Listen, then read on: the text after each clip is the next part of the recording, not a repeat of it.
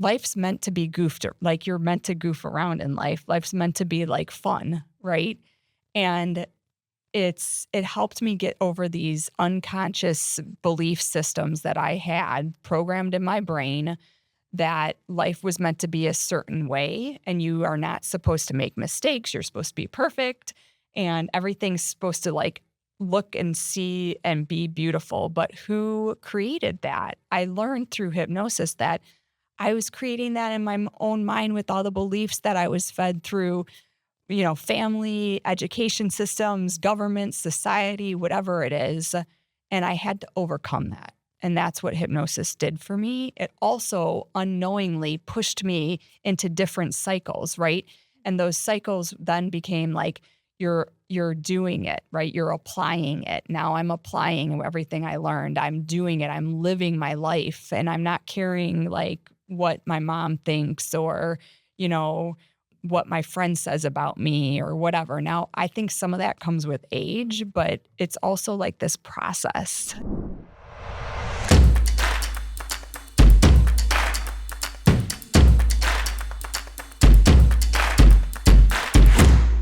Well, welcome back to the Remember You podcast, the place where we peel back the layers, reclaim the parts of ourselves we have abandoned, and remember who we really are beneath the noise. I am so glad you all are here, listeners and co-hosts. And whether it's your first time tuning in or your 10th, you've made it back, and we're so glad you're here. Welcome home. Today's episode is one that speaks directly to the soul, especially if you've ever lived your life by someone else's rules, pushed your body past its limits, or woken up one day wondering, how did I get so far from myself? Our guest today, our very own co-host, Christina Olson, conscious investor, mother, founder of Bright Soul, hypnotherapist, serial entrepreneur, all around badass in my opinion, but built and sold multi-million-dollar company and a voice behind the show today. We are going to bring you behind the scenes and not the LinkedIn version, but the soul level moments that rewired everything for her. So welcome. Thank you. I'm Awesome. excited. Yes, let's roll. Where are we starting today, Christina? You've got a lot to talk about. Well, what do you guys want to hear? The beginning of my story, the end of my story, everything in between? Let's hear the origin. The origin of my story. Yeah. Well, even before jumping into that, because I do think that's important, is who might resonate with your story today? Like if our listeners are just tuning in, who are people that will really resonate with the journey that you're going to talk about today? I would say people who are high performers and believe that hard work equals, the best performance, the best outcomes, have to have burnout to prove who you are and what you're doing. And, there's also a lot of me that's the dreamer that had my head in the clouds a lot of my life and came up with, every other day I have a new idea on what kind of business I'm going to start or new business. I love that a lot. And so then I tend to burn myself out a little bit. So Okay. It's perfect. So this is a pretty wide net. Yeah. So if you're a little loose with it, you've got a lot of ideas, or if you're just an absolute, hardworking, nonstop, don't know how to like chill out at all. Yes. You'll resonate with parts of this journey. I no longer identify with being an adrenaline junkie for a lot of my life. I didn't know how to function without just being always high on adrenaline. I still have a hard time with it. Like I love So you coffee. won't go skydiving with me? That's still on my list. I had my motorcycles license. I had a Corvette when I was 23. There you go. I was an adrenaline junkie. After I had my kids, it settled me down a little bit. But there's still times when I'm like, oh, I want to go do that. And then I'm like, maybe no. Well, before we get too far out, I have a lot of questions about all those things, but maybe we'll take that offline. Let's just jump into your story and let's start with where all of this begins. Because really, I think there's a lot of different places to start, but we'll see where you take us. Yeah, I think the ending where I am today is also the beginning of where, everybody can be. And needs to understand that there's a balance. I don't believe in a balance of work life necessarily, but a balance for yourself that you can have it all. And how do you get there? So for me, I had, I guess, this is, I don't know if it's an overused term, but like a spiritual awakening in 2016, 17, where I had a lot of things just continuing, replaying in my life, the same issues, the same relationship issues, the same, all this. So I went through my life up until that point where it was check the boxes, get your degree, get a really good job, get a house, get a husband, get some kids, get that white picket fence, like have the 2 dogs or whatever, and have like what I was grown up to be like a perfect life. And in 2016, that was like all falling apart. And it was because I wasn't really I didn't love myself. I didn't think I was worthy. And I didn't know that till way later. But now I realize that all of the people in my life were a mirror reflecting all of the things that I felt about myself. And so during the 2016, 2017, I started working out a lot. And I realized that when you start to feel better, then you look better, like your body's functioning better. And all of a sudden my eyes started opening up. And that's actually when I started going, I was having a lot of problems. A friend of mine, actually, she was my nanny, told me, hey, go see this hypnotherapist. He's really good. He can help you through like a lot of the issues that you're having.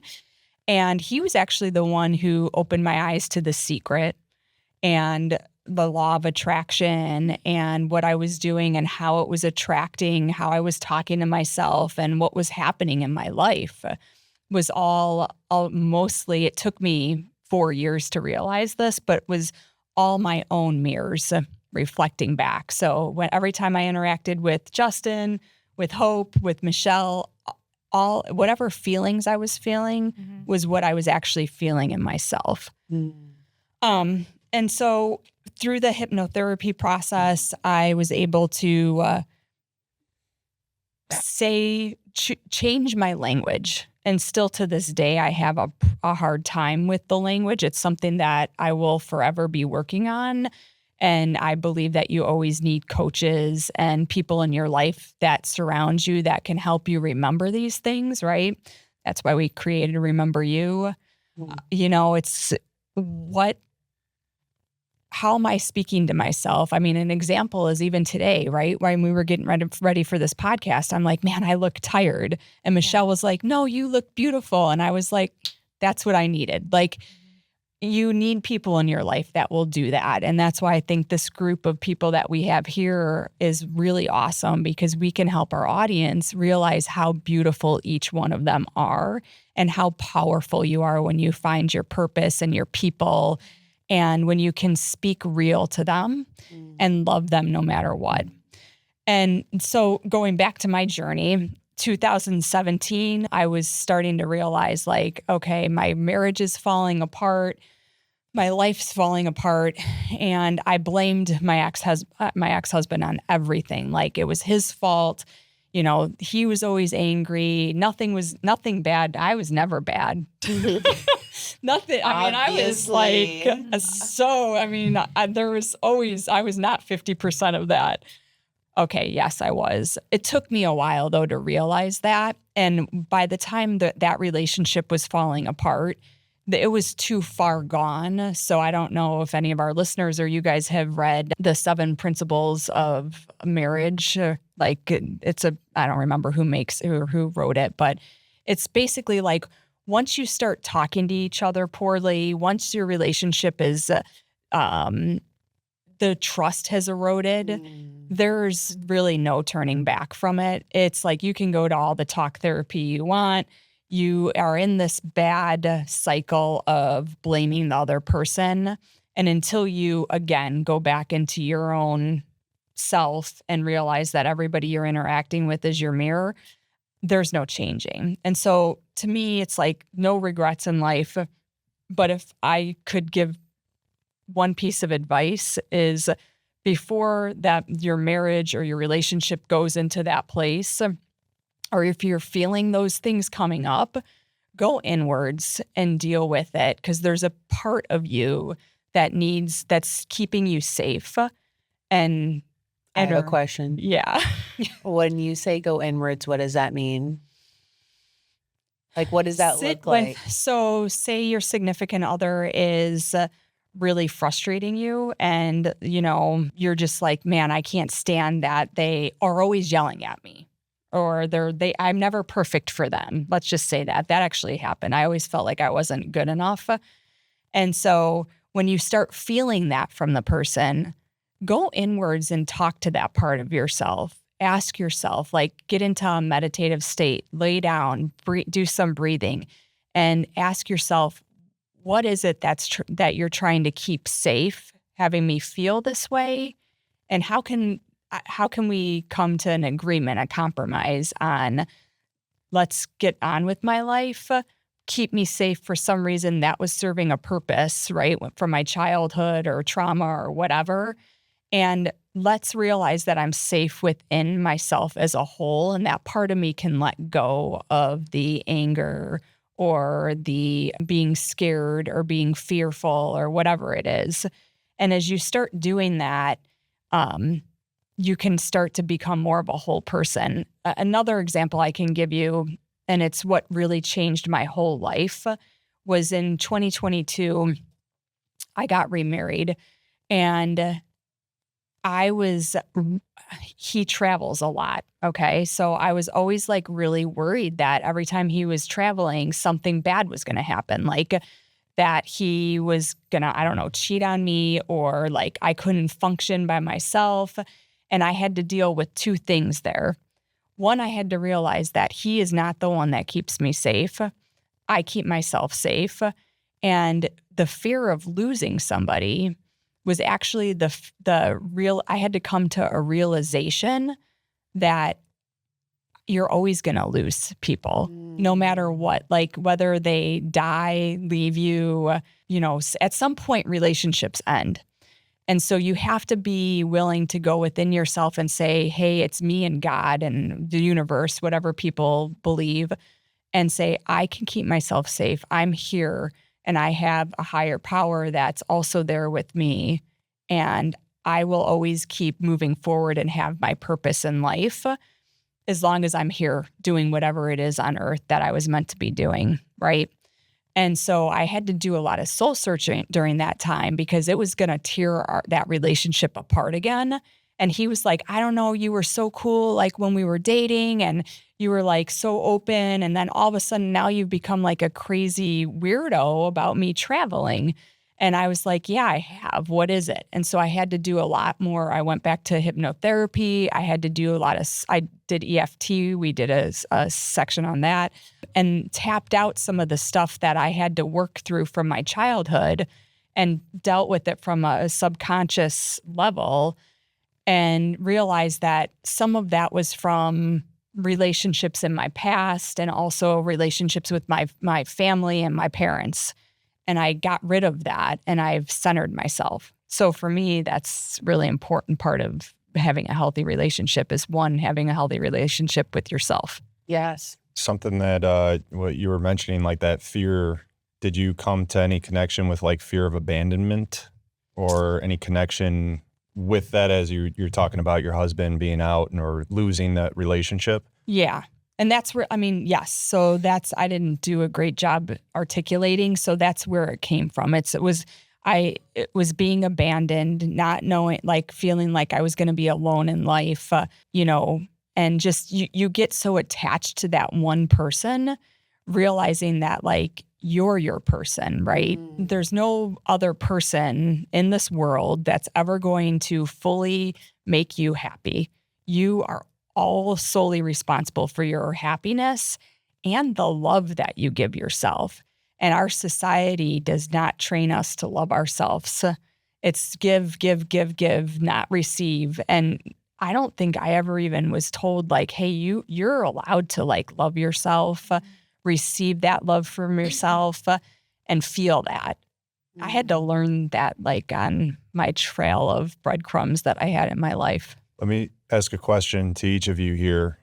Did you grow up with a good example of like parents or, you know, people that we looked up to as kids that had that type of relationship where they were interdependent, not codependent on each other. To like my example of love growing up was that codependency. They were happy because of the other person, not really whole with themselves. Absolutely. I would say even not just my parents, but like Society. yeah, just even like family members, aunts and uncles. I have a really big family. So I was like always surrounded by like, you know, my cousins were like my neighbors and stuff. So it's like, I just always, I think it's almost generational and there wasn't another way. So it's like, I almost don't blame them. It No, just not at was all. like Yeah. so normal. Not only the codependency, but also very much, I come from a family that's like hard work, self-sacrifice, like, you know, you have to earn everything. Like, you know, what's self-love? Like, that's not even in my language. I think at one time, I remember like a long time ago, I asked my dad, like, if he knew what self-love was. And he was just like, that's all a bunch of bullshit. You know, like, it's just like, pull yourself up by your bootstraps and like, get it done. Like, and there's a level of that like is valuable, but like, you have to have that balance. So I really relate to, I think so many people can relate to that. Just like overgiving or just like, I would say, losing yourself completely in a relationship or even a business. Yep, but that's the next thing I did. So I lost my relationship, right? And I poured myself into my business. And what was your business? So give everyone a rundown because I'm like, I know your life story and I'm like all the things, but give us a rundown. So I ran a recruiting company that had 3 different lines of business, and one was temp recruiting. So I placed temporary employees at large manufacturing companies. The other one was a recruiting process outsource. So we sat and looked and felt like the company that we represented, but we were actually our company working for them as their actual recruiters in-house. And then the other part was just more consulting. So consulting on recruitment processes, HR processes, whatever it would be, and place people at companies that way. Along with, I mean, we did perm placement, but that was not, I could do a whole episode on why perm placement I think is not good. Yes. So that was the premise of, let's talk a little more about your business and like, so this was all the chaos going on around you with your relationships. And then did you start your business while still in your first marriage? Or was it after? So we're being real honest and like vulnerable here. So when I was 17, I got into a relationship and I got married to get out of my parents' house. I was raised very Catholic and we did move in together, but it was like, okay, you have to be engaged or whatever. And so I needed to get out of my parents' house. And my number one value, I did not know this, was freedom. And it has always been freedom. Like, don't push me down. Let me be who I'm going to be. Let me speak my mind. And that is not the type of house I was raised in. It was, you are obedient. You play by the rules. I'm going to control every movement that you make. And that now I am so thankful for because it made me who I am today. And if I wouldn't have went through that, I wouldn't be here, I bet. I would still be learning a lot of life lessons to figure that out. Anyways, I got married really young when I was 21. And then I got divorced a few years after that because it was really traumatic and you were so young. Yeah, bad things happened. And then from there, I moved back in with my parents and then I found a condo, renovated it and moved out finally. Then I got into my second marriage where, you know, I was with my ex-husband and I had my kids and all that. And this is now my third marriage. So it's been a life of a lot of learning and a lot of, you know, when you hear people talk about how life just keeps giving you the same lessons over and over and over again, that was me with relationships. It was with romantic relationships. It was even with friendships. It was with my businesses. I was not learning the lesson of which we talked about already, which was the self-love, the I am my own mirror, all these things that, in this journey of life, if you don't learn your lesson, you just keep getting them over and over. Well, and it sounds like too that so everything you're saying with your relationship patterns is like self-abandonment, not embodying self-love, extreme burnout, kind of all these things, but it seems very mirrored to the path of like what happened when you were building your business. Yeah. So it is, you and that's built your business in the second marriage? Yes, the second marriage. And my whole thing was freedom.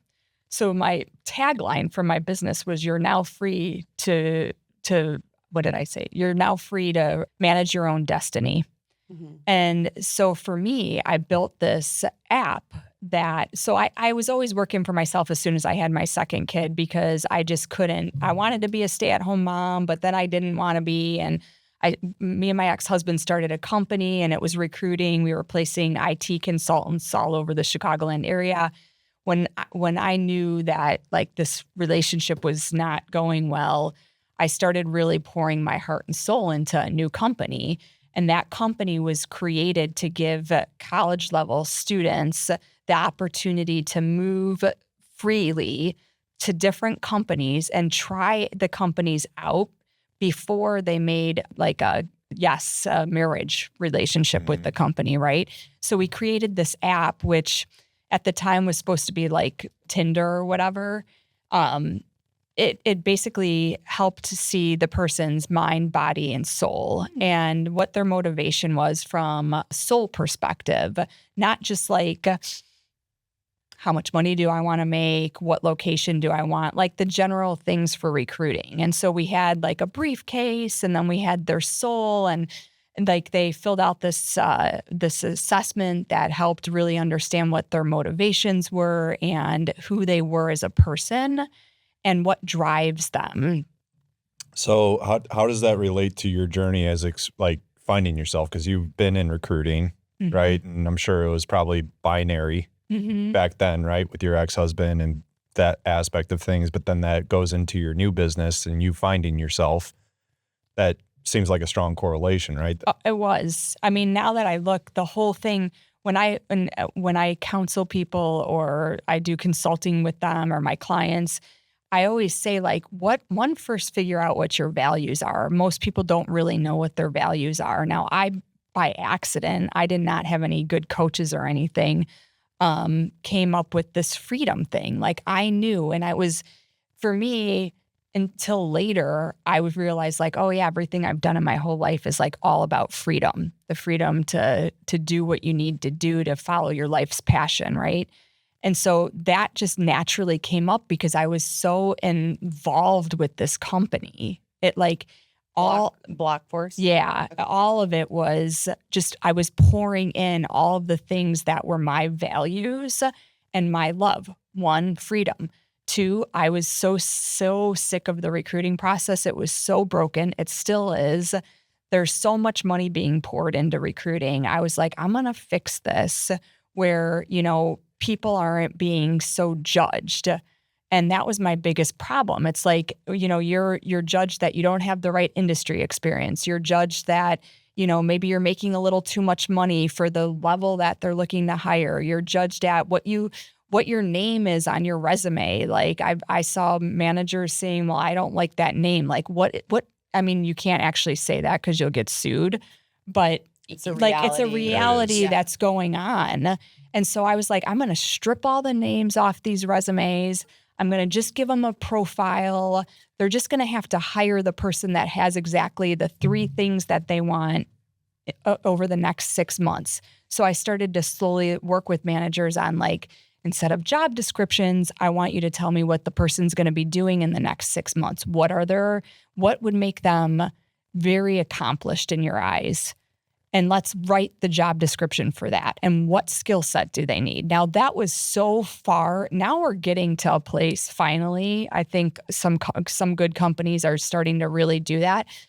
10 years ago, that was like, what is this weirdo talking about? Like, she's screwing up our HR job descriptions. And she's like, people didn't even know what the difference between an HR job description and an ad that was going out on Indeed or something was at the time. So it's changing, but that was all, I poured my heart and soul into it. And I was just wondering, so when does the hypnosis come into the business? Like what time frame of the business did you decide I need to do hypnosis, and then see, did that help in your business, and how did it? yeah, so again, I stumbled across a lot of this, which is a reason why we're doing Remember You, so that people can hear this and get access to it before they have to go and stumble their way through these things. I was going for my relationship because I was like, what is wrong with me? Like, I am such a mess. And it organically, because what was happening is, I don't know if we want to go into this, but it was like I was stuck in this cycle of, and it really came back down to my self-worth and my self-love, but I didn't know it at the time. And I was going through this like learning cycle, right? It's like where ignorance is bliss. Like you're just told like what to believe, whatever you were raised to believe, right? Like for me, it was be the good Catholic girl and do these things and make sure you do the 10 Commandments and all this stuff, and followed this path in life. So I was living somebody else's path because I was told that. Then I finally started to learn, and I was like, my eyes were opening, right? Like I was talking to different people. I was expanding my friend circle and stuff. And I was like learning, and I was gaining all of this like learning. And I was like, okay, now what do I do with it? And we call it like that wall of fear, right? And so for me, it was like I was sitting at that wall of fear, like I didn't want to implement any of it. So I was like doing all this research, trying to figure out what my life was all going to be. And then I just couldn't get over that wall of fear to like start to do some of these things. Hypnosis got me over that wall of fear. And what it taught me during that process from like 2017 to about 2020 was that life's meant to be goofed. Like you're meant to goof around in life. Life's meant to be like fun, right? And it helped me get over these unconscious belief systems that I had programmed in my brain, that life was meant to be a certain way and you are not supposed to make mistakes. You're supposed to be perfect and everything's supposed to like look and see and be beautiful. But who created that? I learned through hypnosis that I was creating that in my own mind with all the beliefs that I was fed through, family, education systems, government, society, whatever it is.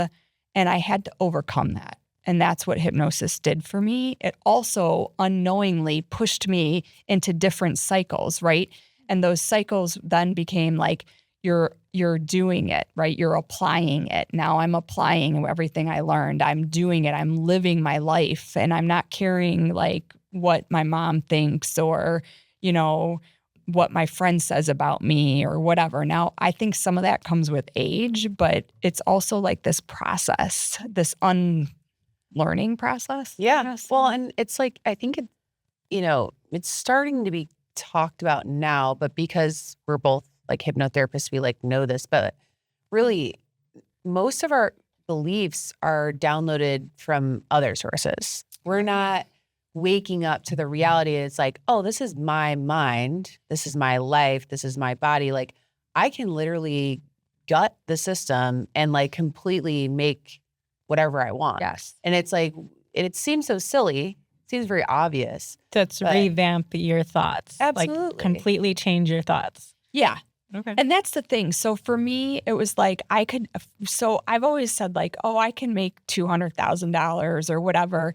And that was like, okay, because I think I saw my dad doing it. So I was like, okay, you get a job, you get a good job, you get all this. And then with hypnosis, I was able to like push past that barrier and be like, oh, there's so much more you can do if you're smart about it.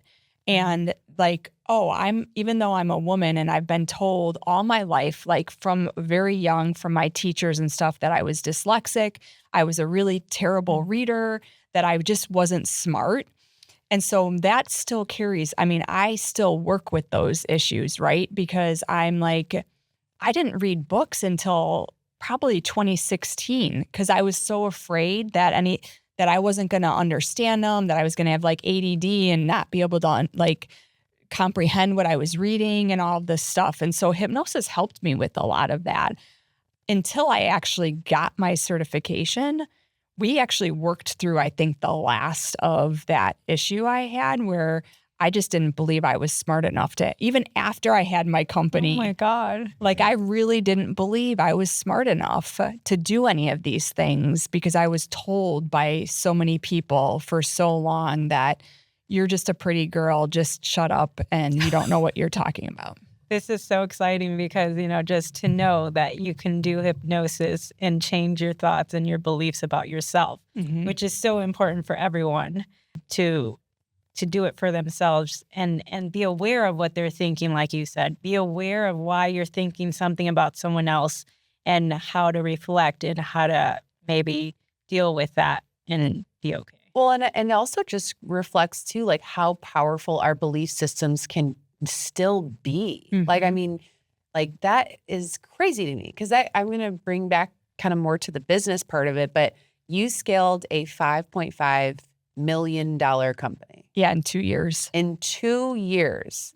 So I went from like, I was making like $200,000 in 2019 and in revenue. And then in 2021, I was at 5 million. And still having the belief that I was dumb. Which is wild, and such tell a little more about that. Yeah. So I had over. Let's break it down. I was like, the hypnosis helped with this. Okay, good. Yeah.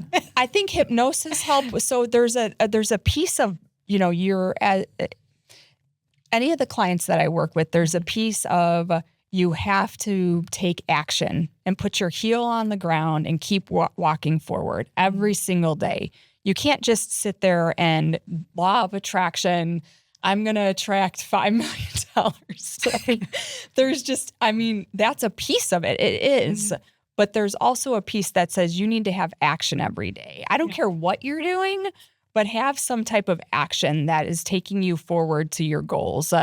And actually, you know what? Have a fucking goal. Because the one thing that I can say when I started the self-talk thing, every morning I ran. And I do miss this. Every morning I was running. Every morning in my head, I said, I am worthy, I'm happy, I'm safe, and I make $5 million a year. I literally said that every morning to myself, not out loud like a weirdo. Don't come to my house in the morning.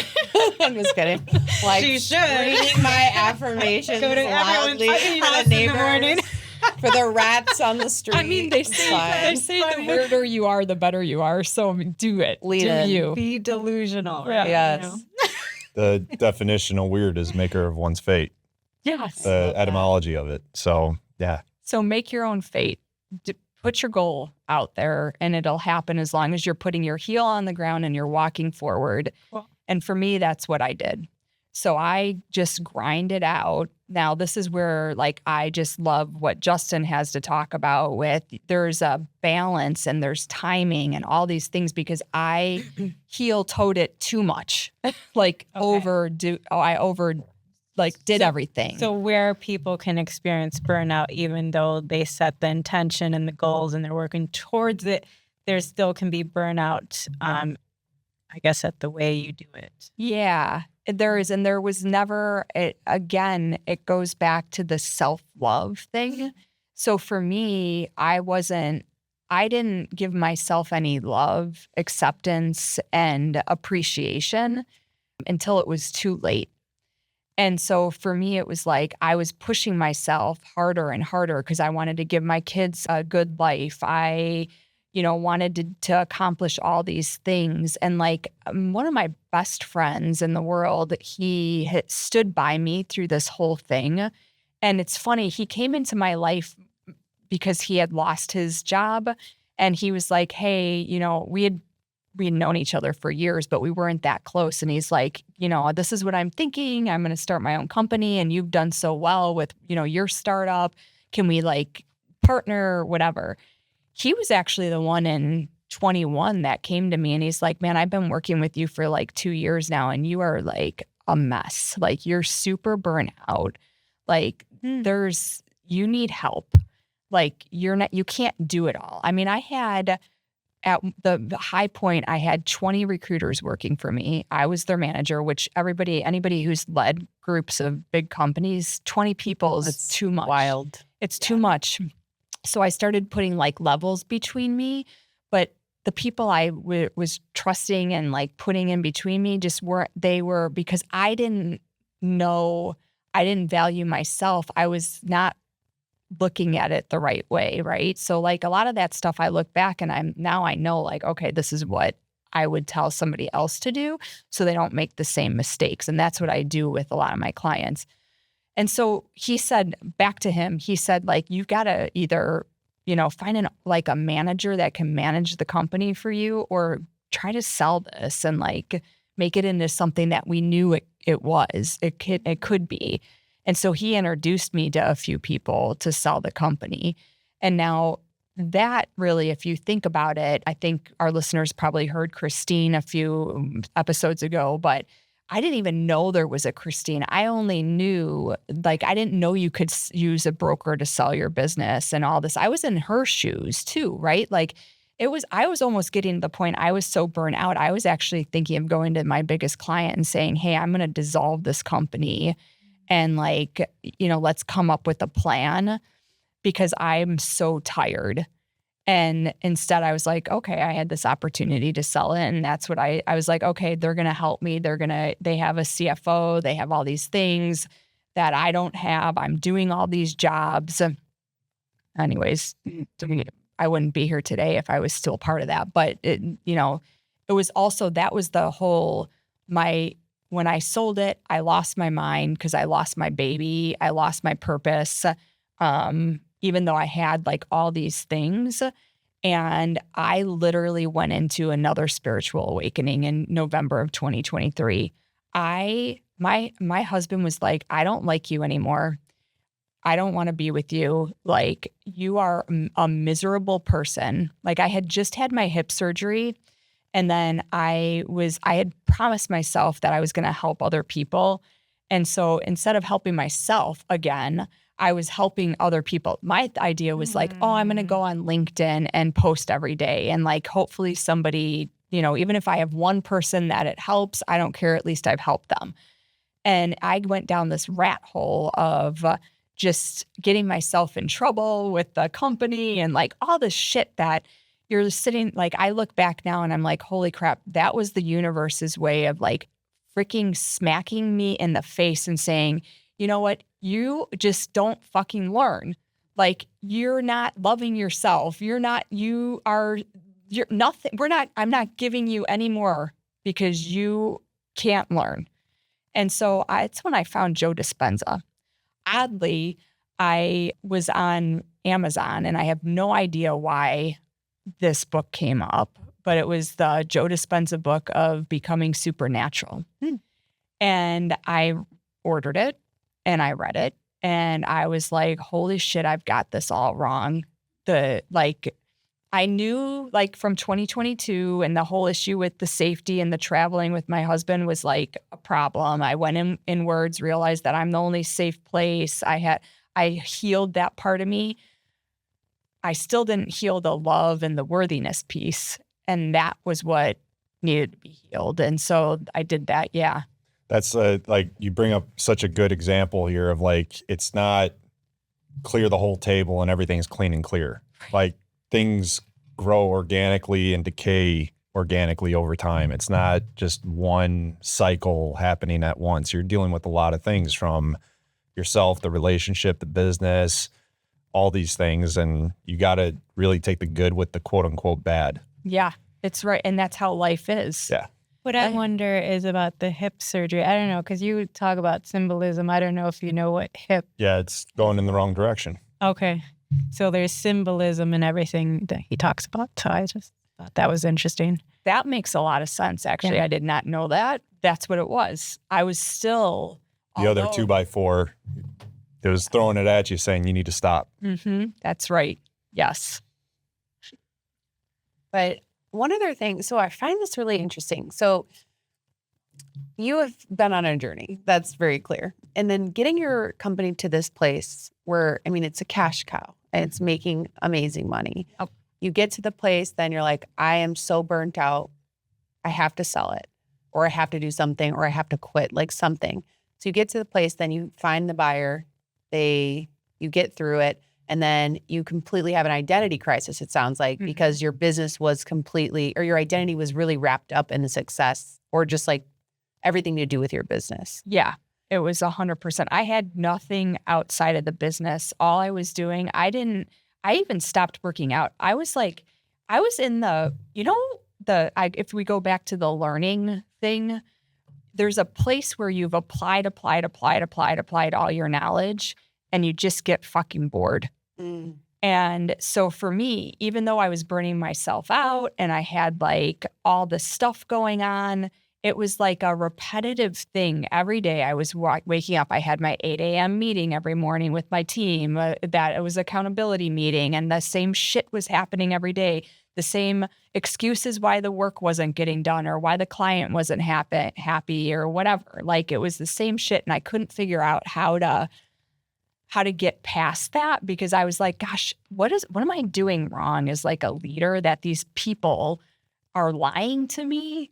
And they're like not doing the fucking work they're supposed to be doing. And at some point it was me, right? I was the mirror, and I was like expecting too much out of people, right? That just weren't. Which like is super common for most CEO founders, because you're doing like 1,000 hours of work a week. So it's like, why aren't they doing the same? Yeah. And I was getting frustrated as hell because I was like, what the hell?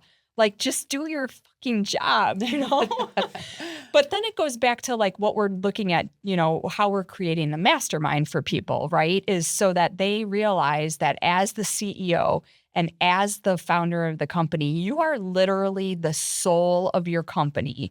And if I break it down into like, my company's my body, how is my soul taking care of my company? And what parts of my body are not functioning correct? What part of my company is not functioning correctly? Is it the quality control? Is it not being able to say no to clients? Is it the brain, like overthinking everything? And if I went back and looked at my company, it would be, I never said no to anybody. I had a contract with my clients that I never even looked at. And every time they asked for something, especially the biggest one, I would just say, yes, whatever you need, and we would make it happen. Well, no shit, my people were freaking pissed off or mad at me, because it started off like, oh, you only have to handle 10 requisitions. And then all of a sudden the hiring went up and now they're at 40 and they have to travel to all the different sites. And I never said like, no, we need another recruiter. And it's like, we did, there was, some of it I said like, we need help or whatever, but not normally.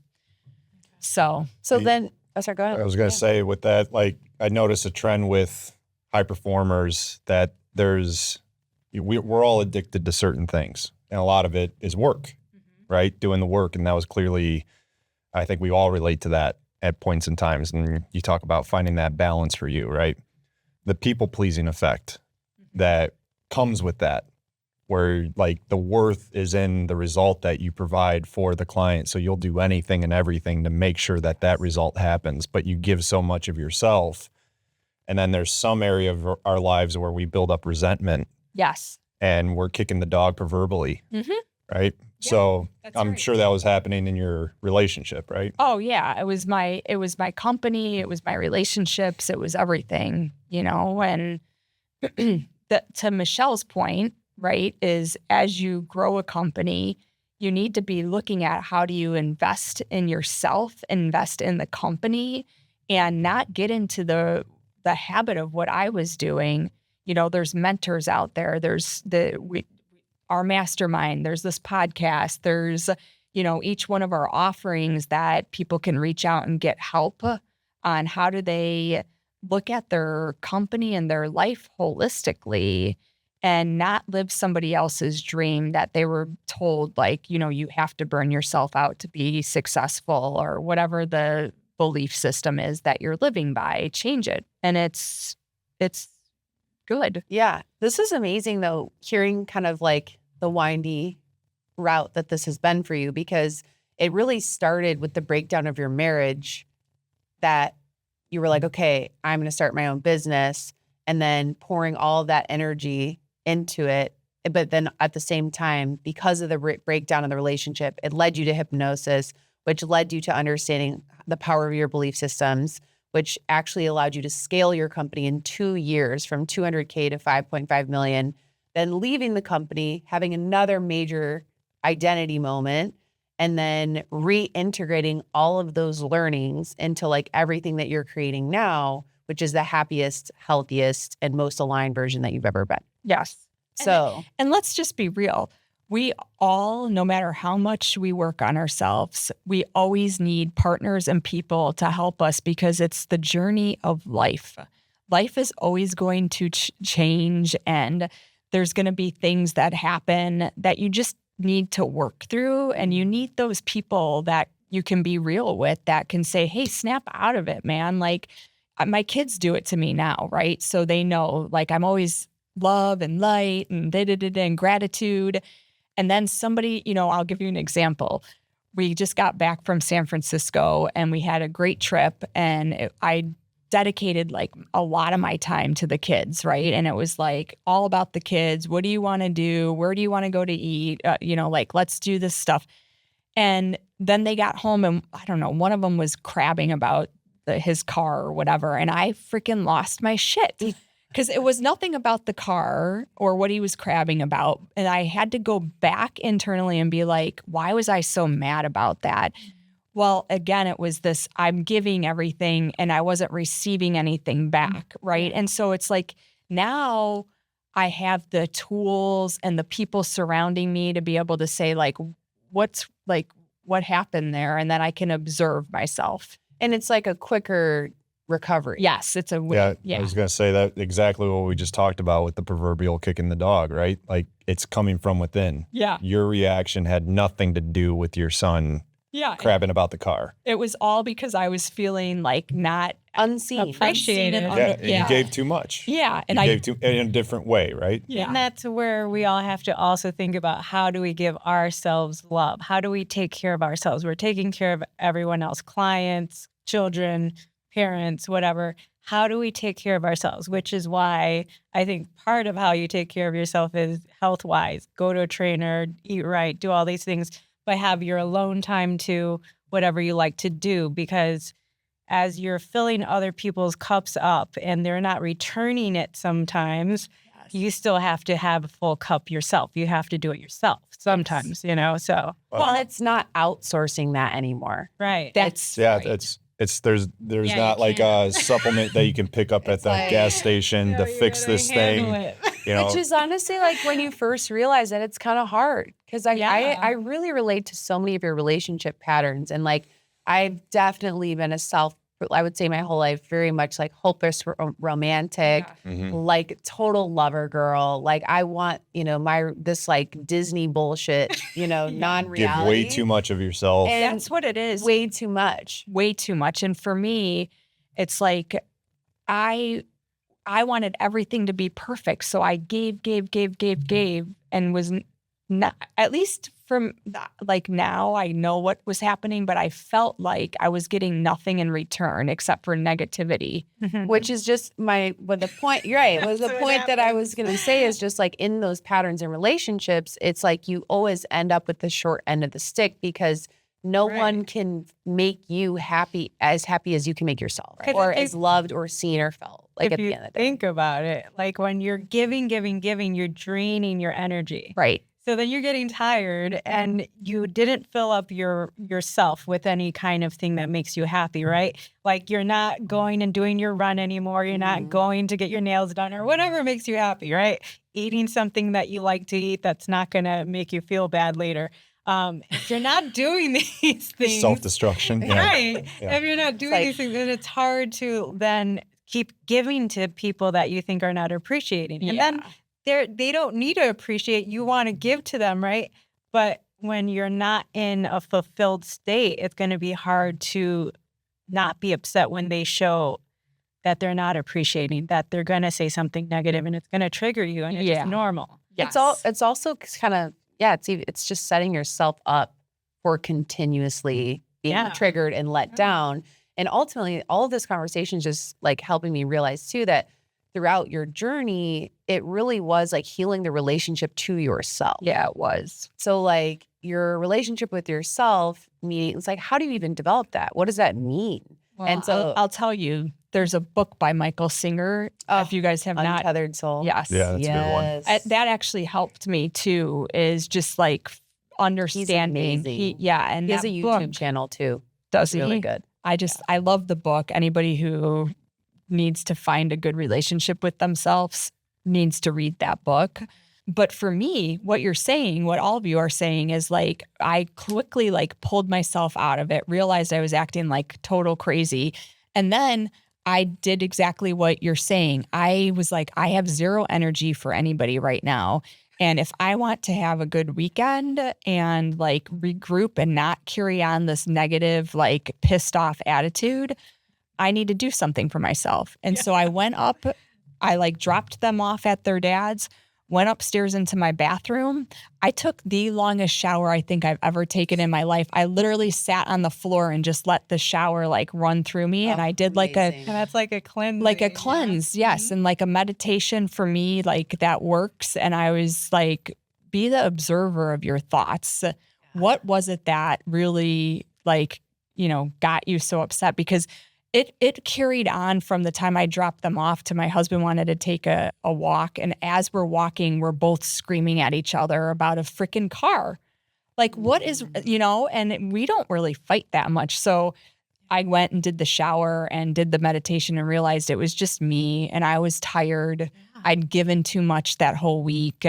And to me, it was like, oh, it was supposed to be a vacation. And it wasn't. There was a lot of stress that went into it. And I think that's another thing where society like programs you like, oh, go on vacation and like you can regroup yourself. And no, every freaking vacation I've went on has been like more work. And it's not because nobody's telling me to go on but they're like, you have to, it's again a programming thing. Like you need to go on vacation every few months and you've got to see these things and you've got to do these things and that's experience. And like, okay, I think the best vacation I've ever been on was when I went to Costa Rica and did nothing. Yes. Well, not nothing, but like relax. we'll talk about that another day. But it's like that was the energizing yourself, focusing on yourself, feeding yourself good food, feeding yourself good books, good journaling. Like, okay, now I'm on vacation. Not this trip to Spain that was 10 days that we went to 16 different cities and That's a lot. 20 train rides. And So how, like, going from that identity of, overworking, giving all of yourself to outside sources, and then going to this place where, it's a journey. You get more reflective, you get more self-aware, you're able to catch things a lot quicker so they don't ruminate and, become a part of your identity long-term. So you're able to heal and recover and grow at a faster rate. With all that, the people-pleasing thing that I find with our tendency to give is being afraid of what others are going to think of us. We're not being enough, not doing enough. We're going to be abandoned if we don't do these things. They come from childhood, right? How have you seen this develop within your relationship and your kids with your own growth? Because it's really, you're changing the world. right. By you changing yourself. And how has the world around you that used to be so disruptive and so polarizing and so stressful, how has it changed? And also, to piggyback on that, the rate of change from your previous marriage and that business, like what was the time frame in that versus the obvious rate of growth that you experienced in this business, and the marriage seemed to have like a quick rebound of like, hey, you're going down the wrong road. This is either going to work or not work, and you changed. Yeah. Versus like we deal with a lot of stress Oh my gosh, there's so much there. Let me first start by saying, as soon as I was able to really go within myself and like change the way that I was viewing situations, I was able to help my kids, right? So when I got angry with them or frustrated or whatever, I was able to be more the observer, realize it was me mostly of what I was doing and saying and all that stuff.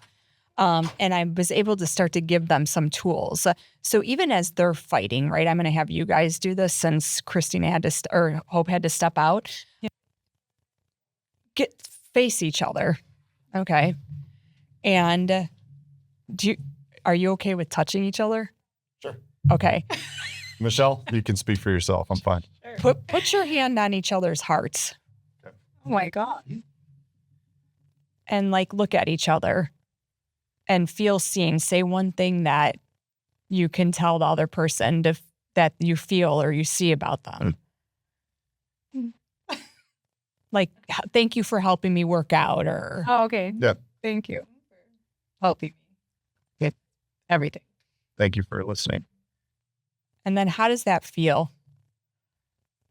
Strong. Whole. And you feel seen. So you guys don't have to do it anymore because I start crying every time I do it because it's like there's a connection there. Like I'm human, you're human, we're part of each other. Mm-hmm. And like I'm seeing you. So every time my kids get in a fight, I say, okay, you know what? It's time to touch hearts. And they're like, oh. Yeah, it sounds familiar. Yeah. Same thing with my son. But it's like 90 seconds, feel that anger. Why are you so angry? Notice where it is in your body and what is making you so angry. And almost all of the time they're not being heard or seen. And so I hear you, I see you, I understand you. We're going to work through this. It's not the end of the world. And I've been able to bring that to my kids. That's beautiful. That's such a disruptive pattern. Like even in that moment where there's no polarity between us, you got to let go of the discomfort of staring at somebody in the eyes. Yeah. And being able to feel them in a vulnerable space and place. And it sheds all the program. Yeah, it makes me want to cry just talking about it. So yes. Yeah. Because we don't do that enough and we don't touch each other enough, and we're taught like you have to be in this bubble and don't get into my personal space. Yeah. What's funny about that is I don't even think touching needs to happen. I think we're all, because we're energy beings, our energy is going into each other as we look right at each other, right? So there's a feeling that happens without even touching. Yeah. So it's powerful already. So oh my God, I have a story about that. The story. So I was I graduated high school early. I was a year early. I wanted to be done out of my parents' house. So my dad actually helped me get an HR job as an intern right out of high school and going into college. And he knew I didn't want to go away because I wanted to stay around here. And the boss that I had, he was like the big boss, like the scary boss. So think of being like a 17-year-old doing like HR and recruiting and stuff. And I had no idea what I was doing. Because I was always told like that I'm dumb and so I was like, how did I get this job? And like, what am I doing here? And all this stuff. Every morning he would walk by me and he's like, hi, Christina. And I'd be like, hi. And had my head down. And so one day, and I still think about this to this day, one day he looked at me and he said, Christina, you're so beautiful. Look me in the eyes and say good morning. Yeah. But it was the first time I realized that I don't look anybody in the eyes because it scares me to have that connection. Wow. And I still have a hard time with it. I'm always looking at him in that. Yeah, she's able to read. He needs to, everyone needs to take off sunglasses, glasses, and I could see I could read better.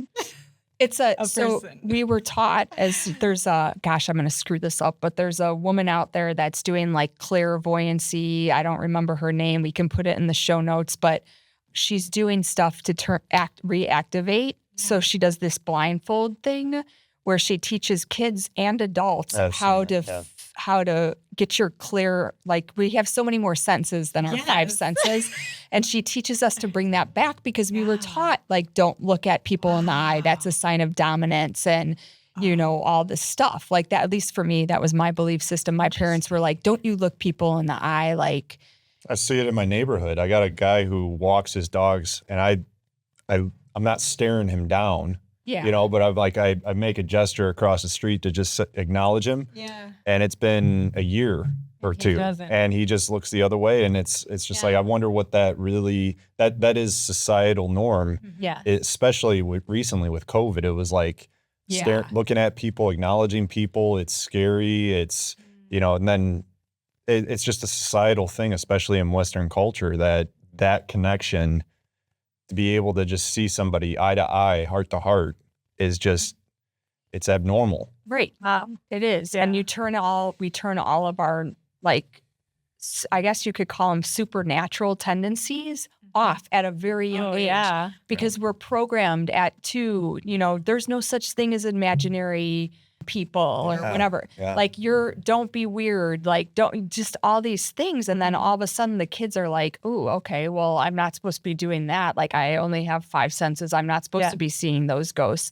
I mean, my son, when he was 4, said to me, Mom, I had a witch visit me last night. And I said, a witch? What are you talking about? And he's like, I don't know. This witch sat on the bottom of my bed and talked to me. And still to this day, I'm getting goosebumps. Yeah. And she said, I love you and I'm always here for you. And literally, as he's telling me the story, I have full on goosebumps right now. My mom called me and told me her mom, my grandma, passed away last night. Wow. Whoa, I Very got cool. chills there. Oh my God. That's So much more going on. there's so much more going on. He was 4. He wasn't programmed to, like, not say that wasn't something that you should be seeing or talking about or whatever. And when they say, like, we choose our parents, I really do believe that, like, especially my older son, he chose me because I wasn't one to be like, no, that's wrong. Yeah. I'm like, oh, that's so cool. I told him, I said, Jamie, because that's my mom, that's what we call her. She just called me and said that grandma passed away, your great grandma, my grandma. And that was probably her. She visited you and you should be really thankful for that. And he was like, oh, it was so awesome. Well, then fast forward a few years later, he was telling me that he could see people's auras. Oh, wow. Like, he didn't call them auras, but he said, I can see people's colors. And I was like, what do you mean you can see people's colors? He's like, well, Dad has red and you change. And he's like, sometimes you're blue and sometimes you're yellow, but mostly you're green. And I was like, that's really weird. So then I started, like, looking up what that means. Yeah. What is red? Yeah, red is a little anger. Yeah. That's what I was thinking. But so anyways, it's like, I think he shut it down a little bit, right? Because there's nobody he can talk about. So I had him go to somebody who is, like, really good with, like, abilities like that he could talk to. But, you know, when both parents don't believe in it, Right. It atrophies. it does. Yeah. And for me, it's like, I'm called the witch doctor and I like to do all these weird things and I'm all woo-woo, you know, but it's like, we need to, another thing, like another one of my million ideas that I've had was that as I was, like, starting the Remember You podcast and stuff like that, I also had this just dream of starting a school because I went into this meditative state one time that said, hey, I was like, what is my purpose now that my company's gone? And it basically said it's to protect the children. Yeah. And I was like, what does that mean? And I thought it was my kids. But then I was like, well, maybe I start a nonprofit school and teach them all these woo-woo ideas, but things that are like Normalize it. Yeah. right? And change the belief systems. Yeah. And so I had a whole list of all these people that I wanted to do a 12 board of directors because it was like the 12 people that have, I don't know if you guys have heard about this, but like any council, the 12 is the best number. 12 disciples, Yes. 12 zodiac. Yes. 12, yeah. So I'm like, all right, I'm going to do a board of directors that are 12 people. And I was like going after like some of the big names. I went to like Aaron Doherty and like just all these people that I had been following over the years Yeah. that I was like, who could be like really good board members? I reached out to all of them and I was getting like no's, like, leave me the fuck. Who the fuck are you? Like, I don't know. You're some weirdo. Now you're on a podcast. Yeah. And they're like, and basically one of the people I reached out to was like, this is a really cool idea, but I'm super over, like, I can't. Yeah, it's a lot to take on. Yeah, I'm overcommitted as it is. All I do is go on podcasts and talk, and you can buy my stuff online or whatever. And so I was like, I got kind of sad and like I stopped doing it. Okay. And then that's when I was like, I'm like, well, we started with Remember You. And I was like, Yeah. well, maybe it's not the time right now. A path. It's a path of like, how does this journey. all come together? Yeah. And actually, one of the people that I interviewed for a board seat, she was like, she's doing a lot of really cool stuff. And she's like, I don't know if it's a school. I think that it might be like an education program for parents, because no matter what you teach kids, if the parents don't believe it, they're going to squash it. You got to change the environment. Yeah. And so Interesting. how do you change that before you change the school? And so there's all these like really cool things coming up now, right? That you can do. And so Remember You is about, remembering who you are as an adult at the core and realizing that everything that you believe was built into you from somewhere. Yeah. And going deep and understanding like, who am I without the titles, we're all part of God, we're the universe, whatever you want to say, we're all love. We came from love, even if it was a second of love making and there was no other love in your life after that. That sparked the life. Yeah. It sparked the life. It is love. It is pure love. And so how do you resonate at that level for the majority of your life? And how do you give that love to everybody around you? And how do you love your kids and love yourself and love to a limitless place? Because it's limitless. Like we're not meant to withhold our love. No. Like from a young age, I'm going on a tangent, but I did not like to say I love you, because I thought, and I was taught, Funny. like, I love you meant like I have some romantic relationship with you, and like I'm giving you something and you're giving me something back.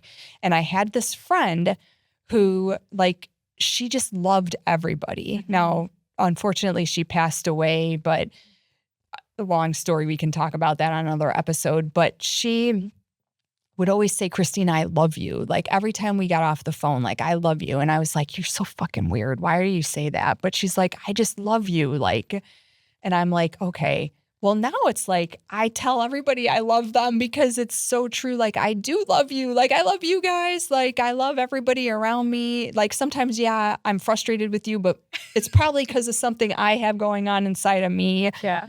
But I still resonate with that love. Like, if that's me, Yeah. The more like the definition of love has been unfolding for me, or unraveling and showing itself more and more, and it's seeing clearly.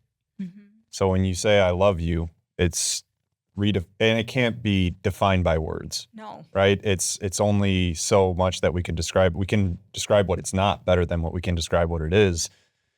But to say I see you Yeah. is really what I resonate with when you say that.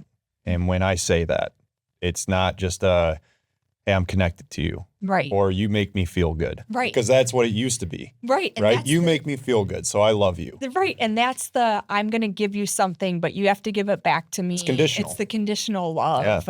Yes, that's the word. And it's like, how can we teach people that even your kids, they're not, I think Wayne Dyer said this, or Dwayne Dyer, or whatever. Wayne Dyer, yeah.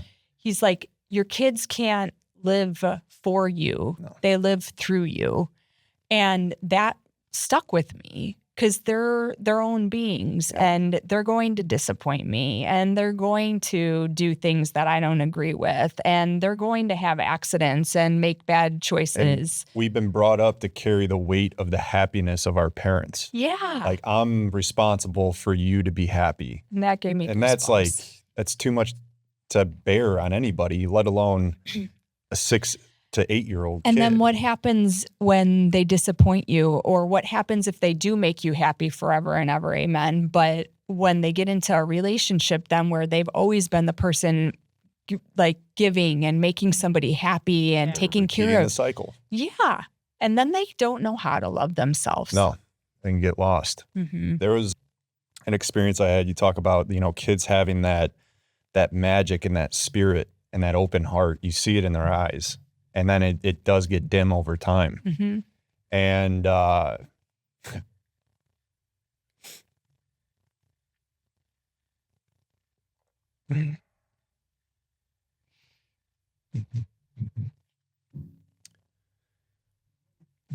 you feel for your kids. Mm-hmm. And with that, there was a moment in time, I think it happens for a lot of kids with Christmas, Mm-hmm. Yeah. where we're taught, the magic of Santa. And it's like, it's so magical for kids. It was so magical for me. I was one of the last kids that I denied that he wasn't real. I was like, all the kids were telling me he's not real. I saw my mom and dad, put him in the Christmas tree and all that stuff. And I denied it through and through, right? I was like, no, he's real. He's real. And so with my son, we made it real and had fun Yeah. and magical. And you see the hype and the magic with them. And they're truly practicing manifestation, Yes. right? They're looking at the things that they want. They're writing it down. They're excited. The feeling is there. We all have that feeling, right? Mm-hmm. Like waking up Christmas morning and seeing the presents, if you're privileged enough to have that experience. And we were doing Elf on the Shelf. Yeah. So I was, I was putting, he called it race car, and name of the elf, and I'd move it everywhere, every day and everything. So if you're not familiar with Elf on the Shelf, it's just this little stuffed elf that you create the magic of Christmas with, where this elf comes from Santa's place and he's looking out for the kid and he's reporting back to Santa every night. So the elf moves every night into a different place. And so my son would wake up every morning looking for a race car. Yep. And it was exciting. Well, I botched it. I didn't move race car, I think a couple times. And this was in the later years. Yeah. I say later years, it was like probably 6 or 7, maybe 8. But we did it for a few years. And my son and I are having breakfast, and he goes, he didn't move. I didn't move race car. So he's like, race car didn't move. He's like, I'm beginning to think that race car isn't real. And I'm like, oh boy, here it comes. He goes, is Santa real? And I was like, he's trusting his gut here. He's picking up something. There's some discernment going on. So I'm not going to go, no. Yeah. But I reflected upon this, and I'll share that. I told him that, no, Santa's not real. And then that created, that barrier between us. I lied to him, and, there was a letdown there. And as I reflected upon that moment into the days that we went through, that polarity that we had between each other, and that I think what a lot of parents fear, right? And I told myself, bullshit, he is real. The spirit of Santa Claus is absolutely real, Mm-hmm. right? It brings it out in the kids. It comes through the parents. It comes through the experience. Yeah. That's spirit. It's experience. Mm-hmm. It's not, the witch that your son saw was an experience. Mm-hmm. It's something that can't be described through words, and Right. it can't be described through physical reality, but it gets it. And when we tell them that it's not real, Santa Claus, for instance, you're killing the spirit. Right. I agree. Or shutting it down. You are. And so we had a similar experience with my kids. So my boys are pretty far apart for a normal family. They're like 4.5 years. And so my older son, obviously, he knew like there's no Santa, right? What I did with him was I said, hey, your brother's still really young. And it's our job to have that spirit and that magical experience for him until he decides that he doesn't want to have that experience anymore. So now you get to be Santa and enjoy the magic of seeing the other side. And that really helped him get through. Now you only had one son, so you didn't, and now I don't know what my younger son's like you. He's like going into 6th grade and we know he knows, but he still loves the spirit. And what I've said is he's asked me a few times and I said, well, it's whenever you decide that the magic is gone for you and then it will be. And, that's the same in life. Yeah, when you decide your magic is gone, you're going to be done. And it's right. And it should never be until it's the end. You should really believe that. Through and through. And I mean, if it serves you and it excites it's you. always, and that's the thing. It's going to excite everyone because we're all working towards goals, right? All the time. If we didn't believe that we could achieve the goals or have the things or whatever, what is there to look forward to? There isn't. Right. And that's the thing. It's like what we also fall into a trap, and we probably are running out of time to talk about this, but we fall into this trap with religion that most religions, your goal is to get to heaven. And it's a place outside. We're living our life, shutting our magic down, shutting our spirits down, shutting our ability to be super cool, magical beings, right? And waiting for that to happen in heaven. Right. Now, because this can be our heaven. This can be our heaven. It's a state of being. Yeah. Same as hell. We've all been through hell. Live in hell. We've all been through it. Let's live in heaven now. Come on. We actually, I feel like our rules, our guidelines, a lot of the things that we do, it is our own hell that we've made for ourselves. Yeah. Judging all these people. Our worries, like, oh, so-and-so, I don't know, they must be sleeping with the neighbor next door or whatever. It's like, okay, well, what the hell? Something else is going on with them. Why are you talking, the gossip. And when you're on a high and riding a wave and you're in heaven and being that level of joy and excitement, you don't give a fuck about anything. No. You're really just... you don't get messed with. And the worries that do come in, you realize that it's the worries that you've created in your mind. Almost all of those things will never come true. Right. And if you can, when you get to that spot, because I believe everybody can, your life just flows. Yeah. It's never perfect in the sense. The only perfect is like being in the now, being present, embracing it all. And you mentioning that trigger with your son in the car, what a great opportunity.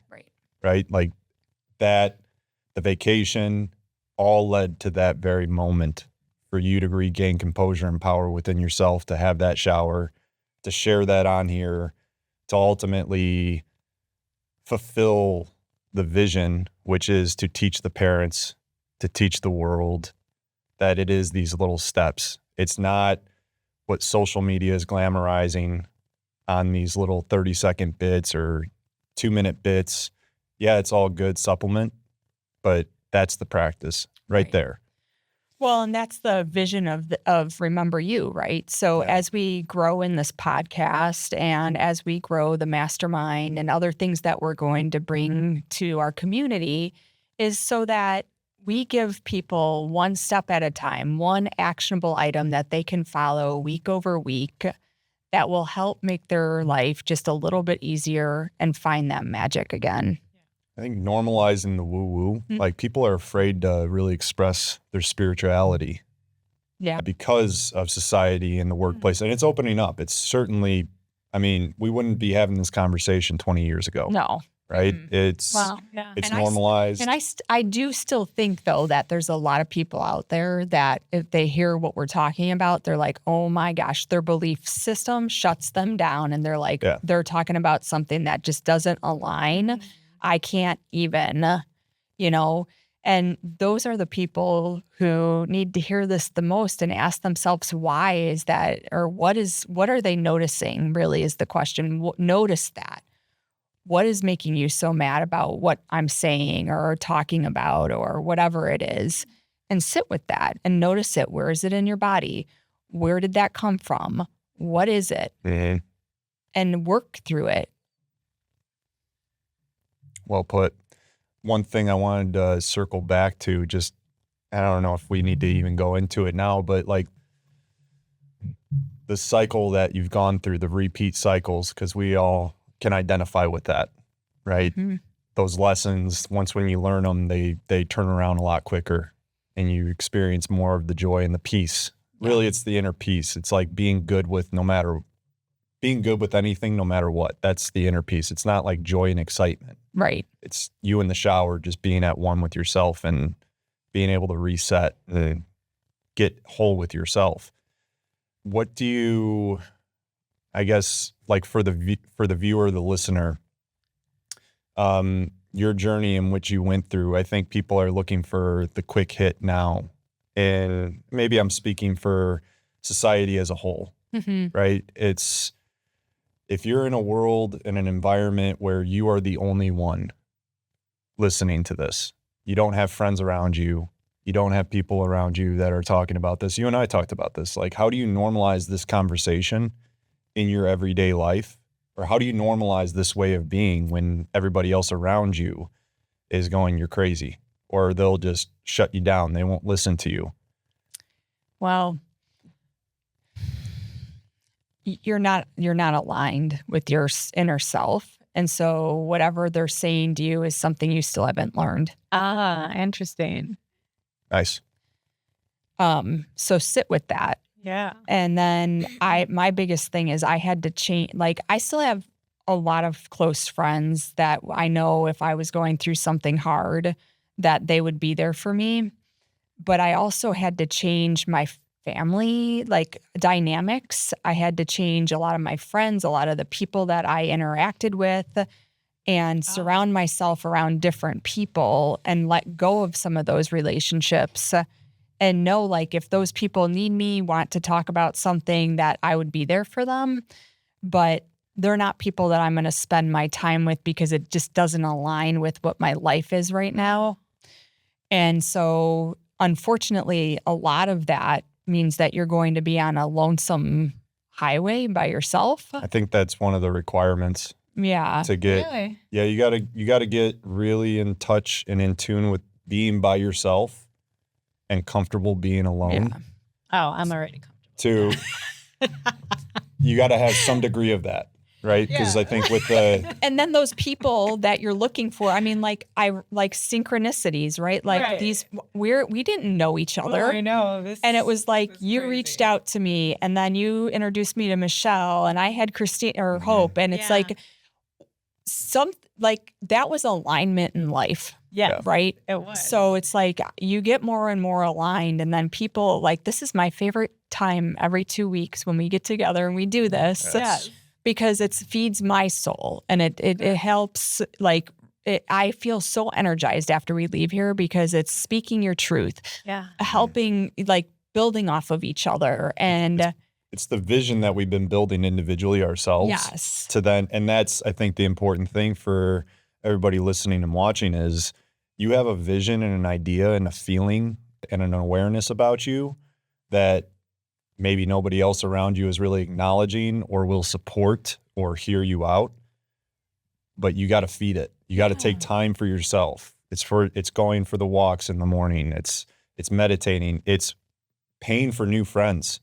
Like, you paid for a hypnosis professional expert to spend time with to really develop that within yourself. And then like attracts like. You start, 1 turns into 2 and 2 turns into 20 really quick. yeah.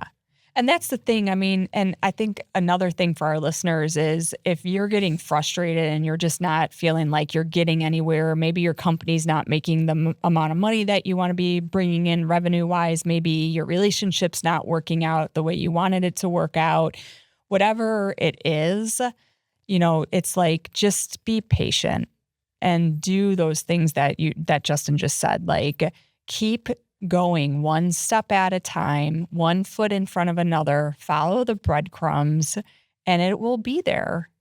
Your goals will come to light. maybe they're not like me. Like I wanted to start this nonprofit school. Maybe that's not what it was, but it was me following my dream of helping people and doing things. And, you know, maybe we have 2 followers on our podcast right now. Then we get to 5. You know, don't give up because it's like maybe you see some stagnant. Okay, just change something or look within or ask for the answer and it'll be there. Yeah. Well put. So I think Thanks for sharing. Yeah. That was awesome. That was good. All right. Well, that was another Remember You podcast, and we're excited to share some more with you in the coming weeks. Thank you for listening. As Thank you all. always, Thank you. welcome home.